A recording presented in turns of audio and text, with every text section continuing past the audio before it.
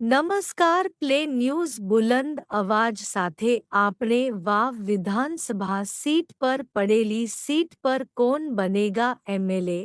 જાણો રહસ્ય અકબંધ અમારી સાથે ગેનીબેન ઠાકોર સાંસદ બનતા વિધાનસભા સીટ પર પડેલી જગ્યા પર ભાજપ કોંગ્રેસ ઉમેદવાર સાથે કોને ઉતાર છે મેદાનમાં એ જોવાનું બાકી રહ્યું છે કોંગ્રેસ તરફી ગુલાબસિંહ રાજપૂત ઠાકરશીભાઈ રબારી અને નાગજીભાઈ ડાંગીની પસંદગી કરવાના સૂત્રો આવ્યા સામે આ સીટ પર થશે ચૂંટણી અને કોણ બનેગા વાવ વિધાનસભાના ધારાસભ્ય એ જોવાનું બાકી છે ગેનીબેન ઠાકોરના સમર્થનનો અને દિગ્ગજ ભાષણ આપતા નેતાઓ તરીકે ઉતારશે લાઇક સબસ્ક્રાઇબ શેર કરવાનું ભૂલશો નહીં આભાર।